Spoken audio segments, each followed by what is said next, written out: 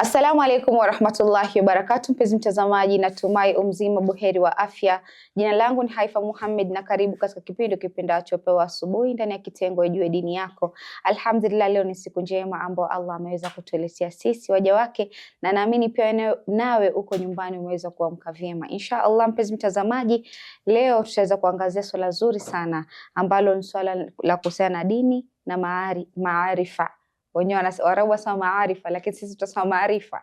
Sisi ni Waswahili. Na inshallah si mwingine ambaye tupo naye ndani ya studio zetu ni Sheikh Hussein Patrova, ambaye atatuchukulia ndani ya mada hiyo na kutuelezea mengi kuhusiana na swala hilo. Na inshallah tukirudi kwake tuweza kufahamu mengi na mengi zaidi. Assalamu alaikum warahmatullahi wabarakatuh. Wa alaikum assalam warahmatullahi wabarakatuh. Karibu sana Sheikh. Nashukuru sana. Alhamdulillah, furaha tena kukuona. Ni kweli. Naam, bismillah. A'udhu billahi minash shaitanir rajim. Bismillahirrahmanirrahim. Sallallahu ala sayyidina Muhammad wa ala alihi tayyibin at-tahirin. Allahumma salli ala Muhammad wa ali Muhammad.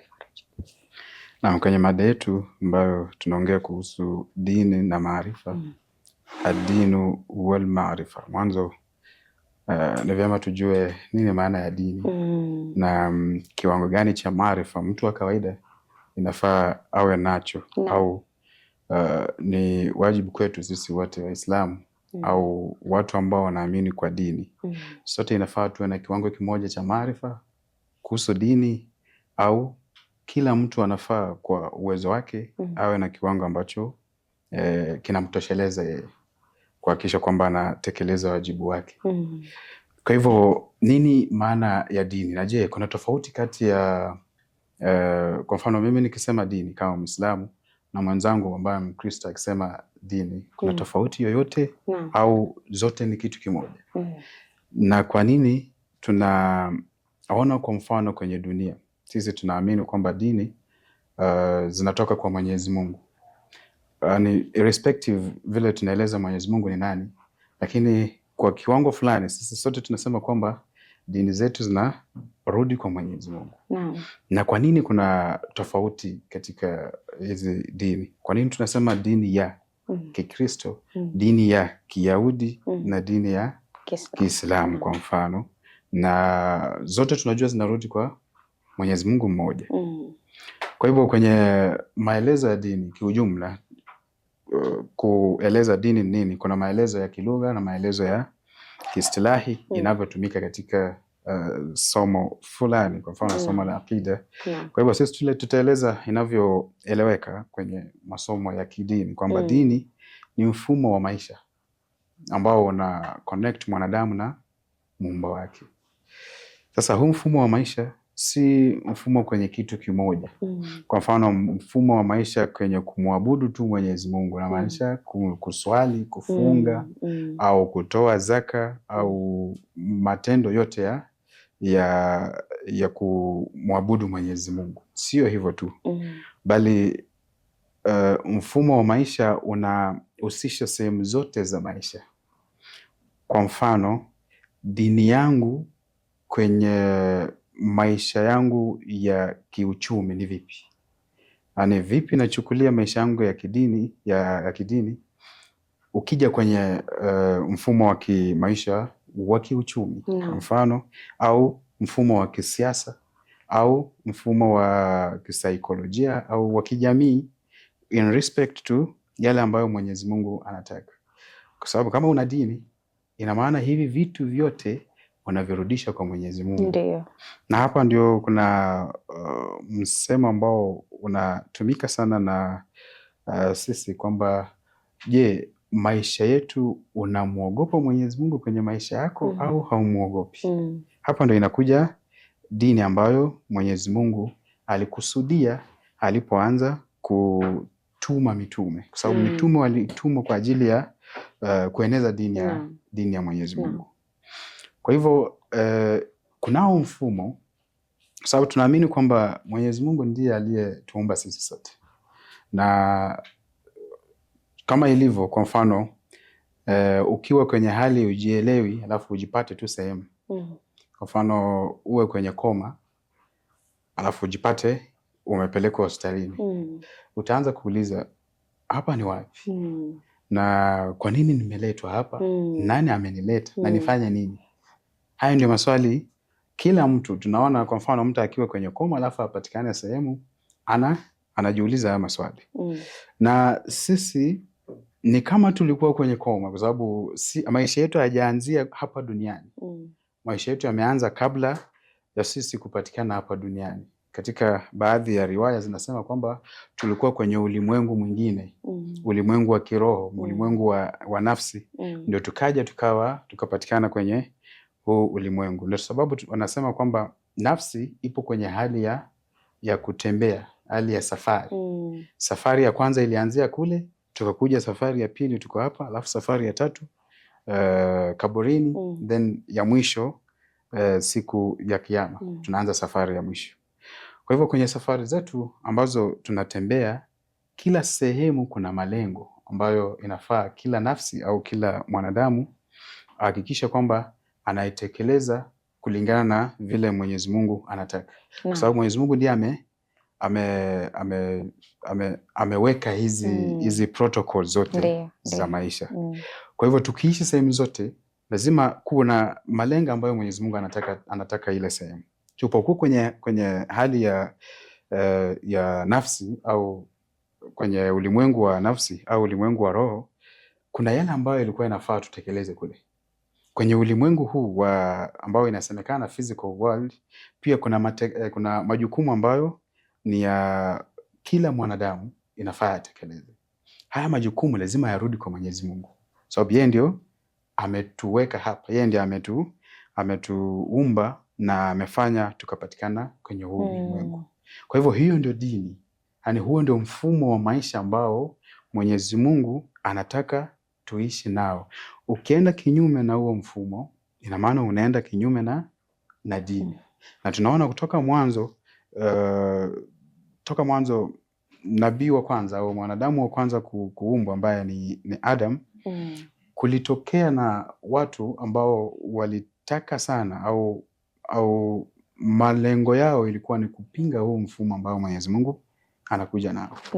Kwamba inafaa tuishi kwenye maisha yetu yote tunamkumbuka Mwenyezi Mungu. Kwenye vitu vyetu vyote ambavyo tunafanya, kwenye uchumi wetu, kwenye familia zetu, kutembea kwetu, tunamkumbuka Mwenyezi Mungu. Kwa Mwenyezi Mungu anataka nini kwenye haya mambo ambayo nayatekeleza au wajibu wetu. Sasa toka mwanadamu wa kwanza kuumbwa, kuna watu ambao walipatikana kwenye maisha ambao walianza kupinga huu mfumo ambao Mwenyezi Mungu aliweka kwa ajili ya wanadamu, kwa ajili ya watu wake au watu ambao wanamwamini.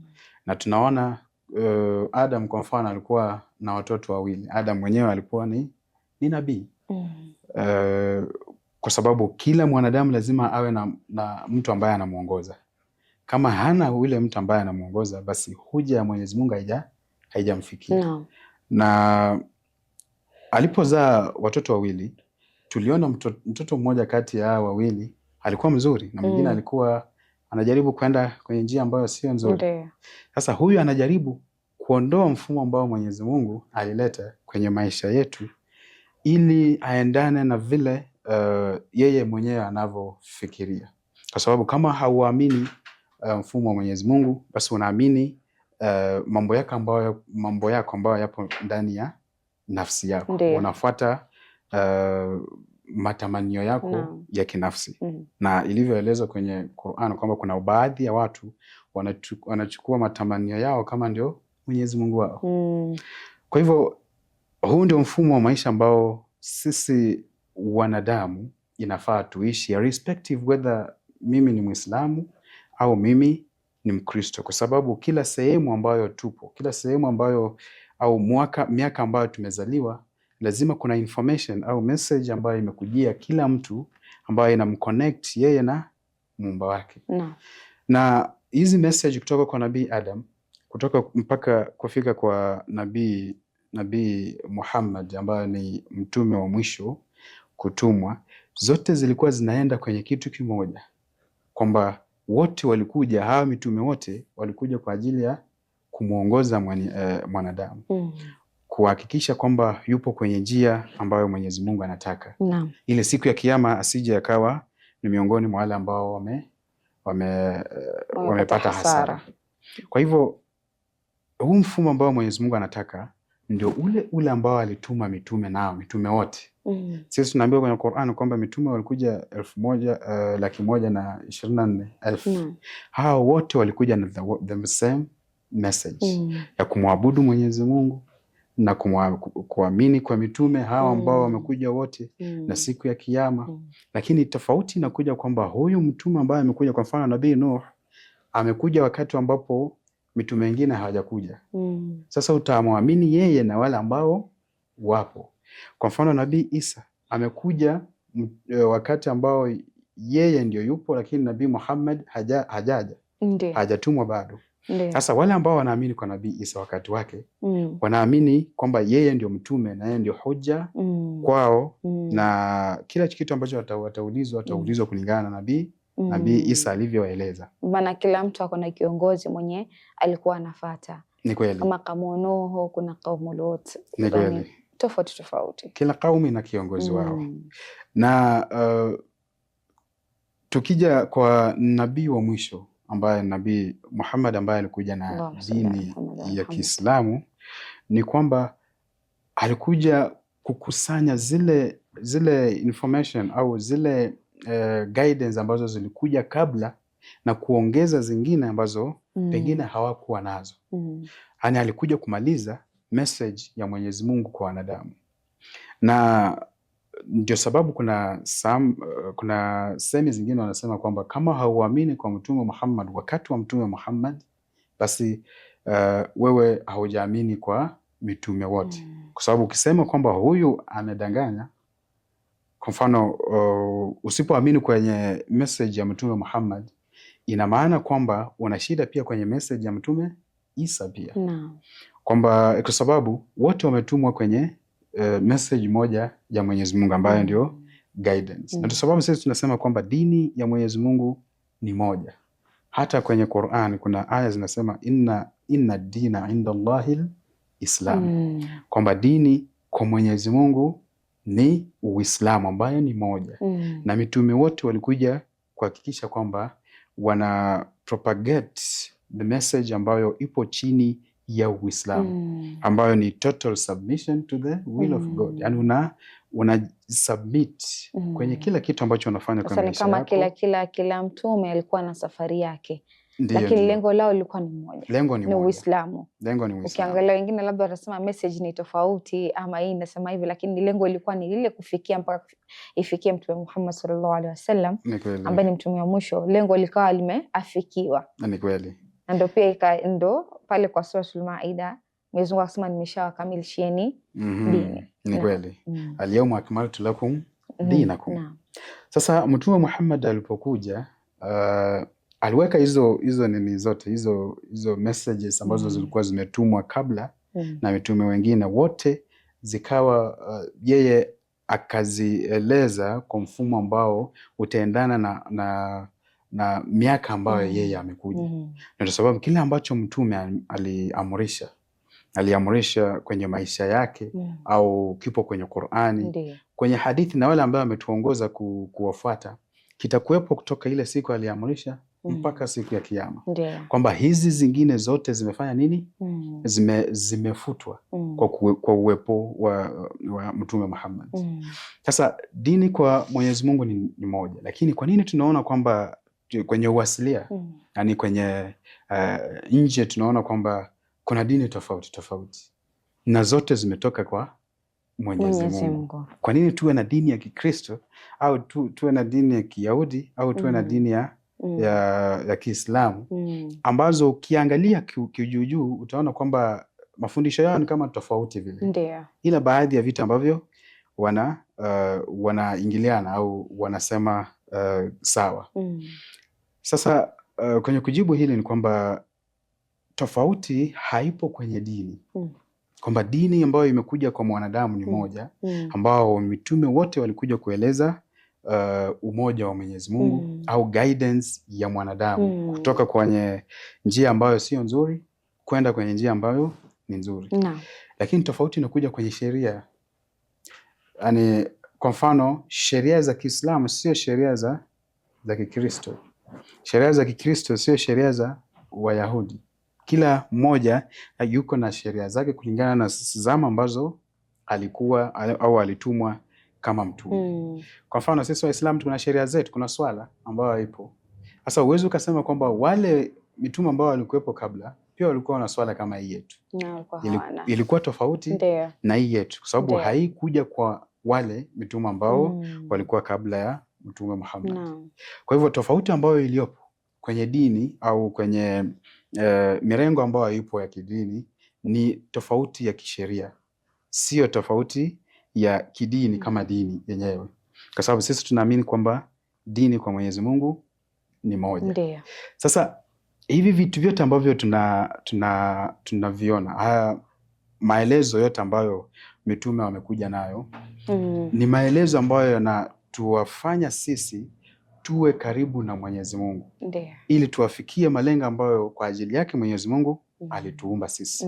Kwa hivyo haya maelezo tutayajua vipi? Je, inafaa tuyajue au haifai kuyajua, au inafaa tuishi kulingana na vile sisi wenyewe tunahitaji kwenye huu ulimwengu? Na tutafanyaje ili tuyajue? Naam, shukrani sana Sheikh. Acha tuchukue mapumziko kufikia hapo ili tukirudi tuweze kufahamu zaidi kuhusiana na maelezo ambayo unataka kutuelezea ama kumwelezea mpenzi mtazamaji kuhusiana na mada yetu ya leo ya dini na maarifa. Shukrani sana. Inshallah. Kurudi kwako mpenzi mtazamaji, natumai katika awamu ya kwanza tukiwa na Sheikh Hussein Patrova unazidi kufafanua mengi ambayo anazidi kuyaelezea kuhusiana na dini na maarifa, na naamini utazidi kuwa na sisi kuanzia mwanzo hadi mwisho ili uweze kufaidika na madai yetu ya leo. Inshallah mpenzi mtazamaji, acha tuchukue mapumziko, tutakaporudi tutaendelea zaidi. Assalamu alaikum warahmatullahi wabarakatuh. Mpenzi mtazamaji, karibu tena katika awamu ya pili ya kipindi kipendacho Pewa Asubuhi ndani ya kitengo Ijue Dini Yako. Alhamdulillah, tunazidi kuwa naye Sheikh Hussein Patrova ambaye anazidi kujuza mengi kuhusiana na mada yetu nzuri ya leo ambayo ni dini na maarifa, na kama ilivyo ada yetu kama kawaida ameelezea mengi kuhusiana nayo, haswa katika awamu ya kwanza akatuambia tofauti si dini, tofauti ni zile sheria pale ndani. Kila mtu ana sheria zake, maana walivyokuwa kufanya ibada mitume wengine sio kama sisi sasa hivi tulivyokuwa tunafanya ibada. Sisi tumelitoa swala 5 na upande wa Nabii Isa haikuwa hivyo, ilikuwa pia ni kivingine. Na inshallah mpenzi mtazamaji, tutafahamu mengi na mengi zaidi kupitia madai yetu. Inshallah tukirudi kwake tuweza kufahamu yanayojiri zaidi. Naam, karibu tena Sheikh. Nashukuru sana. Naam. A'udhu billahi minash shaitani rajim. Bismillahir rahmanir rahim. Naam, baada ya kueleza kuhusu dini na kwamba tofauti ya dini ambazo zipo ni tofauti gani? Je, zipo dini nyingi au ni dini moja? Ni vizuri tujue pia kwamba na nilisema pale awali kwamba Mwenyezi Mungu alipotuma mitume na alipotuumba sisi in the first place kwamba alikuwa na mfumo ambao sisi anataka sisi wanadamu tufuate ili tufike perfection, ili tufike hali ya ukamilifu kwenye maisha yetu. Na hatuwezi tukafika hali ya ukamilifu kama hatujui. Lazima tujue tutafika vipi. Kwa mfano ambao nilitoa kabla, ukitolewa hapo ukipelekwa sehemu fulani na wewe kazi yako ni kukaa tu hiyo sehemu, ukifika kule lazima utauliza nani ambaye anamiliki hii sehemu? Nani mmiliki wa hii sehemu na anaitwa nani? Yuko vipi? Wanataka kumjua yule mtu ambaye ile sehemu ambayo umeenda ni ya nani na ameipata vipi mpaka akawa na ni mmiliki wa hiyo sehemu. The same thing tunavyopatikana kwenye huu ulimwengu. Kuna maswali ambayo inafaa tujiulize kwamba sisi tuko wapi na tumetoka wapi na tunaenda wapi, ili tuweze kutekeleza wajibu wetu, kwa sababu kila mmoja wetu ana wajibu ambao inafaa atekeleze kwake kama mwanadamu na kwenye society ambayo yuko nayo, kwenye watu ambao anatembea nao au kwenye familia yake, na pia kuna wajibu ambao inafaa tutekeleze kwa Mwenyezi Mungu. Kwa hivyo hizi wajibu ambazo inafaa tutekeleze inafaa tuzijue. Kwa mfano mimi nafaa ni swali, nitaswali vipi? Yafaa nimshukuru Mwenyezi Mungu, nitamshukuru vipi Mwenyezi Mungu? Yafaa nitekeleze wajibu wangu kwa wenzangu ambao niko nao karibu. Mwanzo yafaa nijue wale ambao niko nao karibu ili nijue wajibu gani ambao nitatekeleza kwa ajili yao. Kwa hivyo ili kujua dini na Mwenyezi Mungu ametuleta duniani ili tumwabudu, na tunaabudu kupitia kwa maelezo ya kidini ambayo Mwenyezi Mungu ametuletea kupitia kwa mitume wake. Ili kuijua, ili kutekeleza wajibu wangu lazima nijue ule wajibu ambao inafaa nitekeleze. Kwa hivyo kukiwa na dini lazima tuwe na maarifa, lazima tujue hiyo dini iko vipi. Na ndio sababu Imam Ali kwenye hotuba yake ambayo inapatikana kwenye kitabu ambacho tunakijua Nahju Balagha, ameanza kwa kusema awwalu dini maarifatuhu, kwamba hatua ya kwanza kwenye kumjua Mwenyezi Mungu au hatua ya kwanza ya dini ni kumjua Mwenyezi Mungu. Na je, huku kumjua Mwenyezi Mungu ni kwa kiwango gani? Au inafaa tu nijue kwamba Mwenyezi Mungu yupo na itoshe?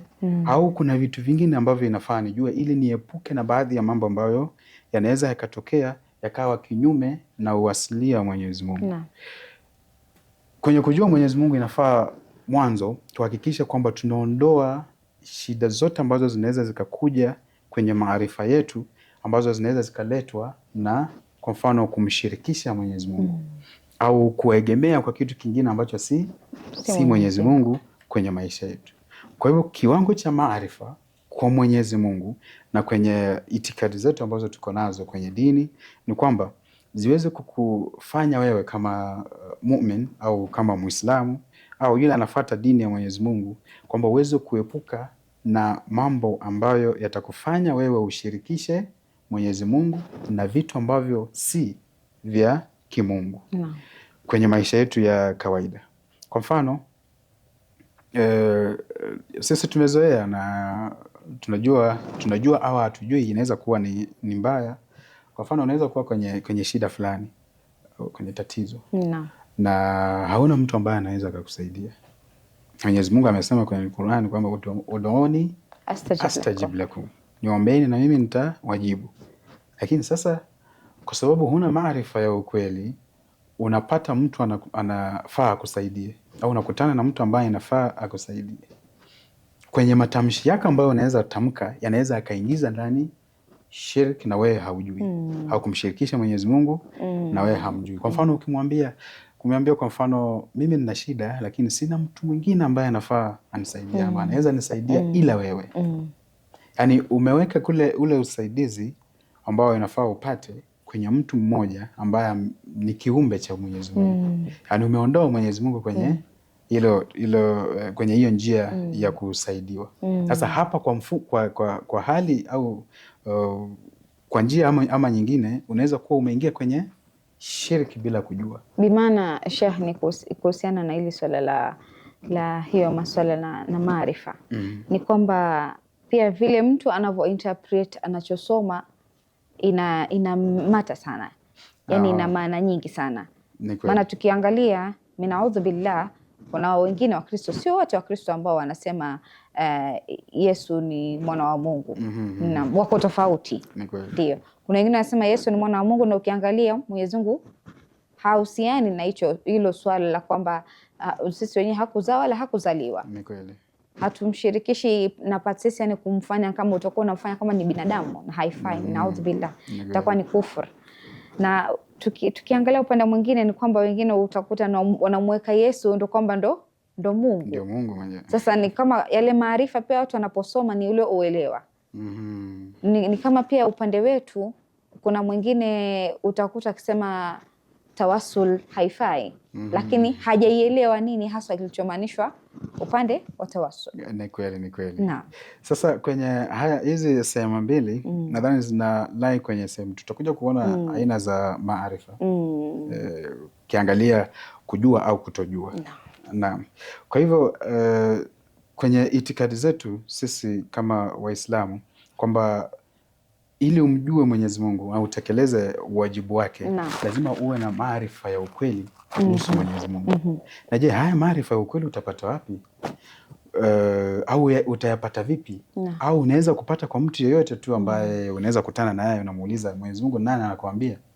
Kwa mfano mtu yote akiulizwa kwa mfano Sheikh Hussein ni nani, kama unijui utaeleza vizuri kweli, au atakuwa na confusion aseme Sheikh Hussein mwingine ambaye anatoka kwa mfano Mombasa. Mimi najua Sheikh Hussein ambaye anatoka Mombasa na mimi natoka sehemu ya tofauti na Mombasa kwa mfano.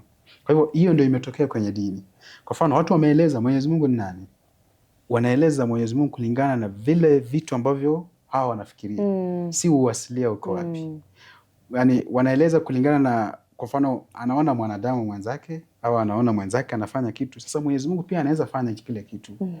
Na sasa anaeleza kwa Mwenyezi Mungu yuko hivi hivi hivi. Lakini uwasilia wa Mwenyezi Mungu inafaa uelezwe na nani, na inafaa sisi tuchukue uwasilia wa Mwenyezi Mungu kutoka kwa nani. Ndio pale kwenye dini ya Kiislamu imetoa mwongozo kwamba kama mtume hayupo, basi kuna watu ambao wanaeleza Mwenyezi Mungu ni nani. Ndio. Akiwemo Imamu Ali ambaye anatueleza uwasilia wa dini, awwalu dini maarifatu, lazima tujue Mwenyezi Mungu. Anaendelea kwa kusema ukamilifu wa dini wa kamalu maarifatihi, ndio ukamilifu wa kumjua yeye ni kumwamini. Yani ukishajua mtu kwamba yuko vipi, una uwezo sasa wa kuamini kwamba huyu ni mtu fulani. Tukishajua Mwenyezi Mungu kwamba yuko, sifa zake ni zipi, sifa zake za ukamilifu, kwa mfano kuna sifa zake ambazo ni negative pia. Tukishajua hivyo vitu vyote, tunaweza kumwamini kwamba sasa huyu ndio Mwenyezi Mungu ambaye anafaa kuabudiwa. Na pia anaendelea kusema Imamu Ali kwamba ukamilifu wa kumwamini ni kuthibitisha upeke wake. Sasa ukishaamini kwamba Mwenyezi Mungu yupo, unampwekesha kwamba Mwenyezi Mungu ni mmoja. Kwa sababu ukijua kwamba huyo Mwenyezi Mungu ambaye anatajwa sifa zake, ukimjua huwezi sema kwamba huyo Mwenyezi Mungu ni mwanadamu. Yani the fact that ameitwa Mwenyezi Mungu imemuondoa kwa kuwa mwanadamu. Ukishasema tu Mwenyezi Mungu hawezi kuwa mwanadamu tena.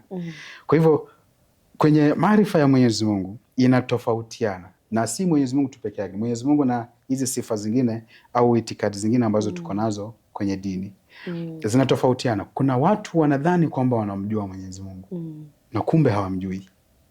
Na kwenye maarifa kuna watu aina tatu.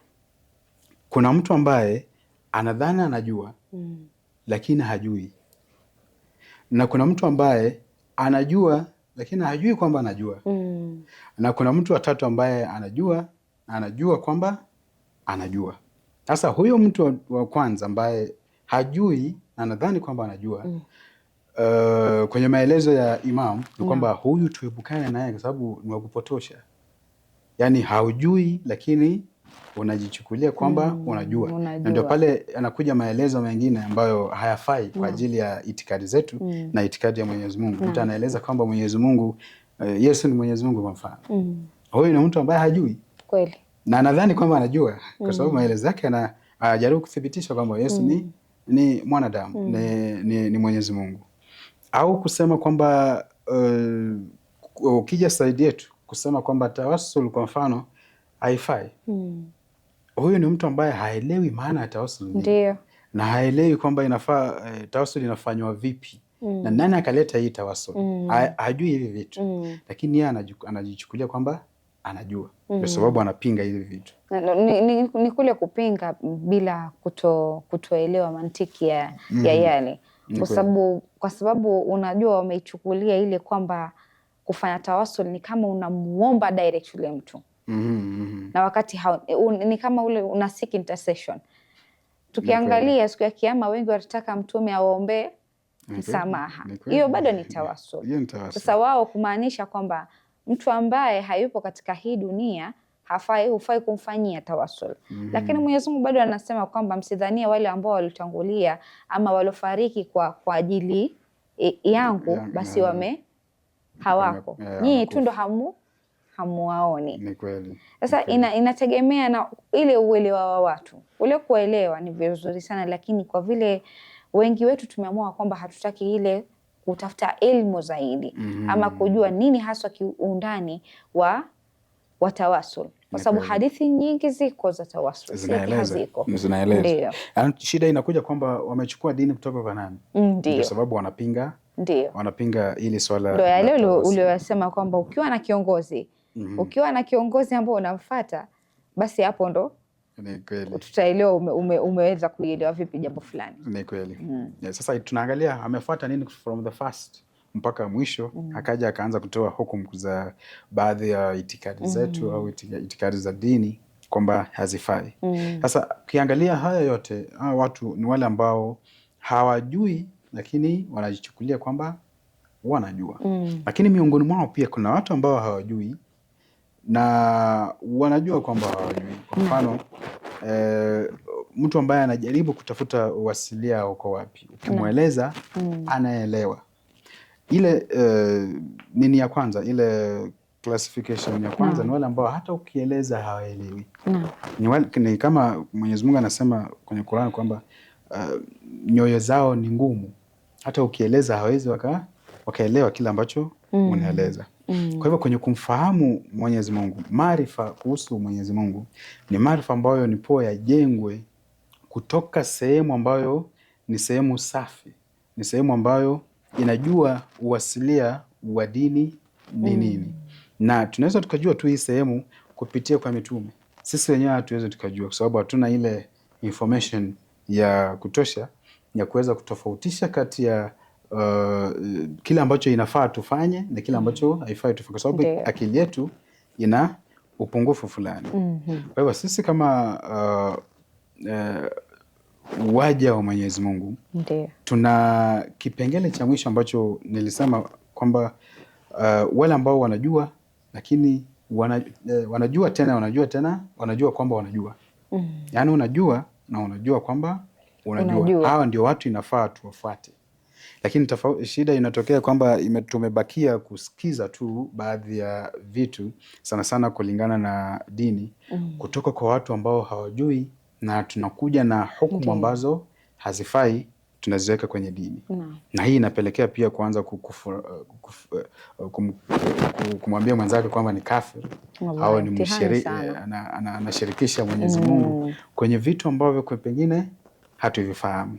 Kwa hivyo maarifa ambayo inafaa tuwe nayo kwenye dini ni ile maarifa ambayo inatuwezesha sisi kuhakikisha kwamba maisha yetu ambayo au vitendo vyetu ambavyo tunavifanya kwa mfumo ambao ni mzuri, ambao Mwenyezi Mungu atakubali na mtume wake anakubali, na wale ambao pia wana uwezo wa kuona vitendo vyetu pia wanakubali kwamba hivyo vitendo ni vizuri.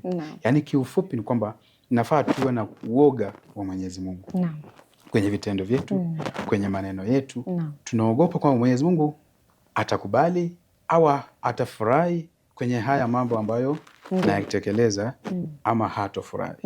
Kwa hivyo dini na maarifa yake ni kwamba sisi ambao tunajaribu kuwa chini ya dini ya Kiislamu au dini ambayo Mwenyezi Mungu anataka respective, ni kwamba lazima tuifahamu vizuri, lazima tuijue vizuri.